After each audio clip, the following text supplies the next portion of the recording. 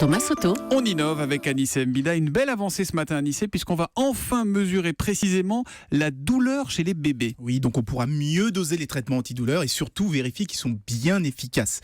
Parce que jusqu'ici, il faut bien le dire, tout se faisait un peu au doigt mouillé. On regardait l'expression du visage, les grimaces, mais finalement, on n'était jamais fort, sûr. on monte la dose, quoi. Voilà, on n'était jamais sûr que c'était de la douleur. Ça pouvait simplement être une gêne ou de la faim. C'est même pire que ça. Jusqu'au milieu des années 80, les scientifiques étaient persuadés que les bébés n'avaient pas le cerveau assez développé pour ressentir la douleur. Au milieu des années 80, donc beaucoup d'entre nous, quand ils étaient bébés, ont suivi des interventions parfois lourdes, sans la moindre anesthésie. Et heureusement, tout ça a bien changé. Alors comment on mesure précisément la douleur chez un bébé qui ne parle pas par définition? Avec une simple électrode, on lui colle sur la tête, elle va analyser son activité cérébrale et indiquer le niveau de douleur ressenti. Ce sont des chercheurs de l'université d'Oxford en Angleterre qui ont mis cette technique au point. Et l'avantage, c'est qu'il n'y a pas de piqûre, pas de sonde, juste une électrode à coller. Ultra révolutionnaire, mais ça y est, on peut l'utiliser dans les hôpitaux, chez les médecins ou pas encore? Non, pas encore. Les chercheurs aimeraient encore améliorer la précision, valider aussi que ça fonctionne sur les douleurs chroniques, parce que pour l'instant, ils l'ont testé uniquement sur des douleurs aiguës, vous savez, par exemple les piqûres avec une aiguille. En tout cas, c'est une véritable